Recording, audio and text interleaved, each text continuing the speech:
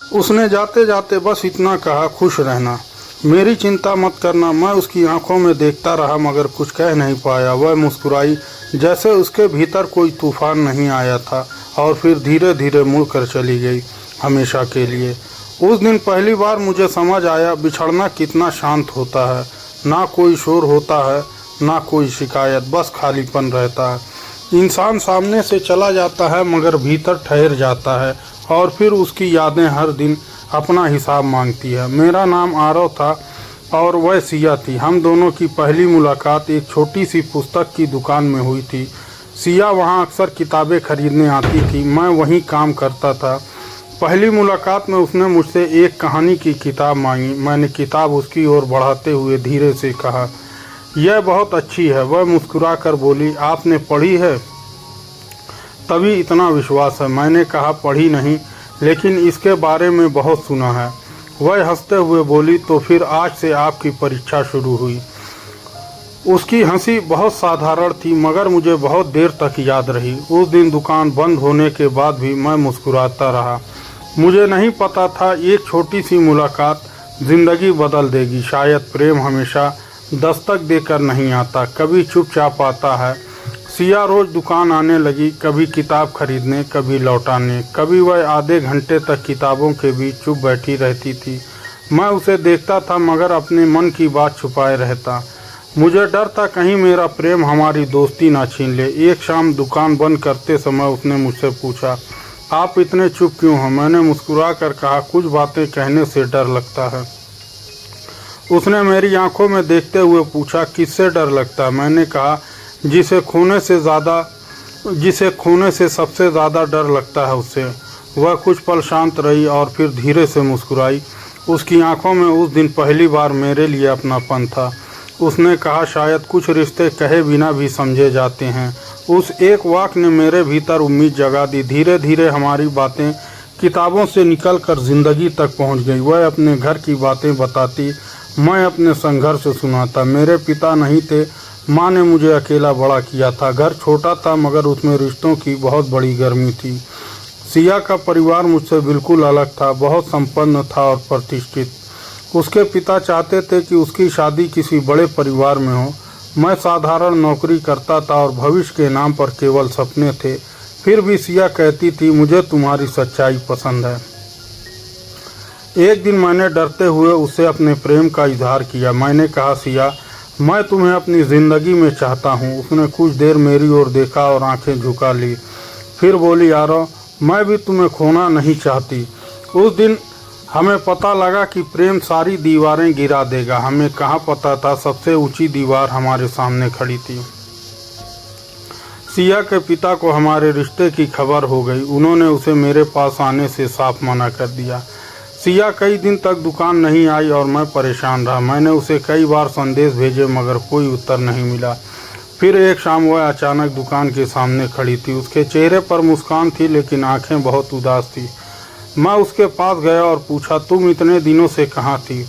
वह बोली, घर में बहुत कुछ चल रहा था इसलिए नहीं आ सकी। मैंने उसका हाथ थामकर पूछा, क्या तुम्हारे पिता मान गए? उसने सर झुकाकर कहा, नहीं, लेकिन मैं हार नहीं मानूंगी।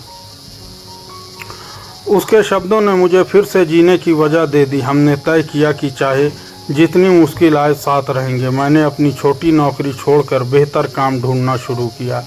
मैं चाहता था कि एक दिन उसके परिवार के सामने खड़ा हो सकूं। कई महीनों तक मैंने दिन रात मेहनत की और धीरे धीरे सफलता मिली। मेरी आमदनी बढ़ी तो मैंने माँ के लिए नया घर लिया। मुझे लगा अब शायद सिया के पिता को कोई आपत्ति नहीं होगी। मैंने खुशी से सिया को यह खबर सुनाने के लिए बुलाया, लेकिन उस दिन सिया नहीं आई। उसका छोटा भाई आया। उसने मुझे एक पत्र दिया और बिना कुछ कहे चला गया।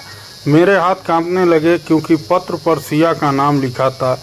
मैंने कांपते हाथों से पत्र खोला और पढ़ना शुरू किया। उसमें लिखा था, आरव, मुझे माफ़ कर देना, मैं तुम्हारे साथ नहीं रह सकती। मेरे पिता ने मेरा विवाह तय कर दिया है और मैं उन्हें मना नहीं कर पाई। तुमने मेरे लिए बहुत संघर्ष किया लेकिन मैं तुम्हारा साथ नहीं दे सकी। तुम मुझसे नफरत करना चाहो तो कर लेना मगर खुश रहना। मेरे हाथों से वह पत्र नीचे गिर गया और आंखें भर आई। जिस लड़की ने साथ निभाने का वादा किया था वही चली गई थी। मुझे उससे अधिक अपने विश्वास के टूटने का दर्द हुआ। मैंने उस रात पहली बार अपने प्रेम पर सवाल किया, क्या हमारा प्रेम इतना कमज़ोर था कि परिवार के सामने हार गया, या शायद मैं ही उसके प्रेम को समझ नहीं पाया। मैंने खुद को समझाया कि अब पीछे मुड़कर नहीं देखना चाहिए, मगर दिल तर्क नहीं समझता, वह केवल खोया हुआ इंसान ढूंढता है। कुछ दिनों बाद सिया का विवाह हो गया। मुझे उसके विवाह की खबर दूसरों से मिली, उससे नहीं। मैंने उस दिन दुकान जल्दी बंद कर दी और घर लौट आया। माँ ने मेरी आंखों को देखा मगर कोई सवाल नहीं पूछा। उन्होंने बस मेरे सर पर हाथ रखकर कहा, बेटा समय सब सिखा देता है। मैंने माँ से कहा, माँ मैंने उसे सच्चा प्रेम किया था। माँ ने कहा, सच्चा प्रेम हमेशा साथ नहीं देता, कभी छोड़ना भी सिखाता है। माँ की बात सुनकर मैं चुप हो गया, मगर भीतर कुछ टूटता रहा। मैंने सिया की सारी तस्वीरें और पत्र एक संदूक में रख दिए। मैंने खुद से वादा किया कि अब कभी उसके बारे में नहीं सोचूंगा, लेकिन इंसान अपने वादे भूल सकता है, दिल नहीं भूलता। समय बीतता गया और मेरी ज़िंदगी धीरे धीरे आगे बढ़ने लगी। मैंने अपनी दुकान खोली और मेहनत से उसे बड़ा बनाया। लोग मुझे सफल कहते, मगर मैं अपनी सफलता में खाली रहता। मेरे पास सब कुछ था, बस वह इंसान नहीं था जिसके साथ बांटना चाहता था। फिर एक दिन दुकान के बाहर एक परिचित चेहरा दिखाई दिया। सिया सामने खड़ी थी, मगर पहले जैसी बिल्कुल नहीं थी। उसकी आंखों में थकान थी और चेहरे पर बहुत गहरी चुप्पी।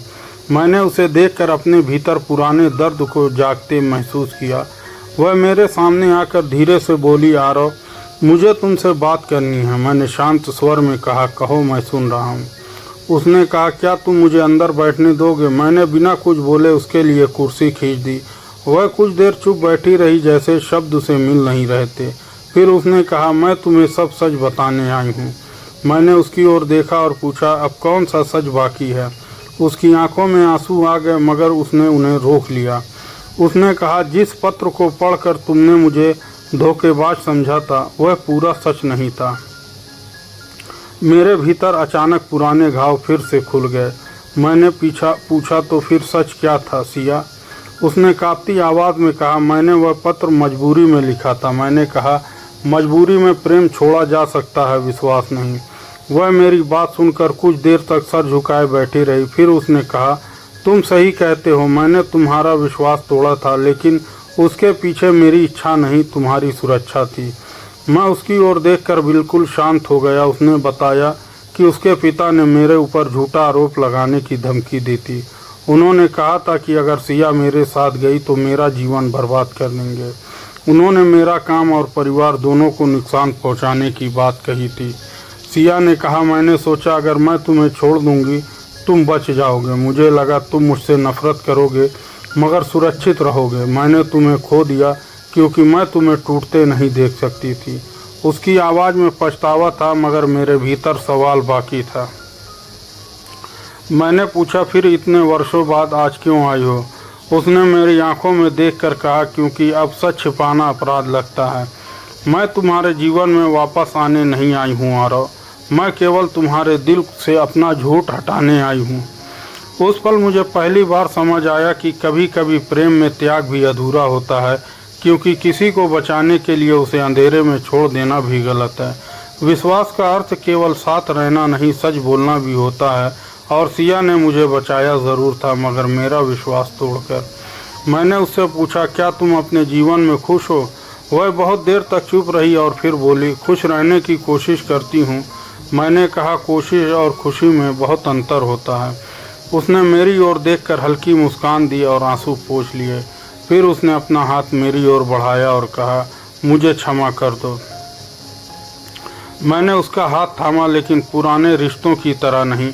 मैंने कहा, मैंने तुम्हें बहुत पहले क्षमा कर दिया था, बस अपने दिल को यह समझाने में मुझे बहुत समय लगा। उसकी आंखों से आंसू निकल पड़े और वह धीरे से उठ खड़ी हुई। दरवाजे तक जाकर उसने पीछे मुड़कर मेरी ओर देखा। कुछ पल तक हम दोनों बिना बोले एक दूसरे को देखते रहे। फिर उसने कहा, आरव अब सच में खुश रहना। मैंने पूछा, और तुम? वह मुस्कुराई और बोली, मैं भी सीख रही हूँ अपने फैसलों के साथ जीना। फिर उसने कहा, इस बार मुझे रोकना मत क्योंकि मुझे जाना ज़रूरी है। मैंने पहली बार उसे रोकने की कोशिश नहीं की। वह दरवाजे से बाहर चली गई और मैं वहीं खड़ा रहा। उसके कदम धीरे धीरे दूर होते गए और फिर दिखाई देना बंद हो गए। मेरे भीतर बहुत कुछ था मगर इस बार कोई शिकायत नहीं थी। शायद प्रेम का अंतिम रूप अधिकार नहीं, आत्मसम्मान होता है। उस शाम मैंने संदूक खोला और उसके सारे पुराने पत्र निकाले। मैंने उन्हें फाड़ा नहीं क्योंकि वो मेरी ज़िंदगी का हिस्सा थे। मैंने उन्हें वापस संदूक में रखा और ढक्कन धीरे से बंद किया। फिर खिड़की खोलकर पहली बार खुलकर सांस ली। मुझे समझ आया कि हर अधूरी प्रेम कहानी असफल नहीं होती। कुछ प्रेम हमें किसी इंसान से मिलाने नहीं, खुद से मिलाने आते हैं। सिया मेरी ज़िंदगी में आई। उसने मुझे प्रेम करना सिखाया, फिर चली गई।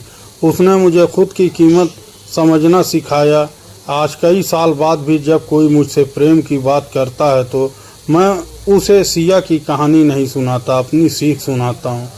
मैं कहता हूँ कि प्रेम में विश्वास रखो मगर अपना आत्मसम्मान मत खोना। किसी के लिए त्याग करो मगर अपने अस्तित्व को मत मिटाना, क्योंकि जो इंसान तुम्हें सच में प्रेम करता है वह तुम्हें समझाएगा। वह तुम्हें अंधेरे में छोड़कर तुम्हारे लिए फैसला नहीं करेगा। और अगर कोई तुम्हें छोड़कर चला जाए तो खुद को मत खोना। कभी कभी किसी का चले जाना तुम्हारे बच जाने की शुरुआत होती है। उस दिन सिया ने जाते जाते कहा था, खुश रहना। बहुत वर्षों तक मुझे लगा था यह उसका सबसे कठोर वाक्य था। आज समझ आता है वह उसकी आखिरी दुआ थी मेरे लिए, और शायद इसी कारण वह चली गई तो भी पूरी तरह नहीं गई। कुछ लोग हमारे जीवन से चले जाते हैं मगर सबक बनकर रह जाते हैं। कुछ रिश्ते हाथों से छूट जाते हैं मगर आत्मा को मजबूत कर जाते हैं। और कुछ अधूरे प्रेम हमें सिखाते हैं कि खुद से प्रेम ज़रूरी है, क्योंकि जो खुद को खो देता है वह किसी को पाकर भी अधूरा रहता है। किसी के जाने से अपनी ज़िंदगी मत रोक देना, क्योंकि सच्चा प्रेम आपको तोड़ने नहीं, आपको मजबूत बनाने आता है। जो चला गया उसे सम्मान से विदा कीजिए मगर अपने आत्मसम्मान को कभी विदा मत कीजिए।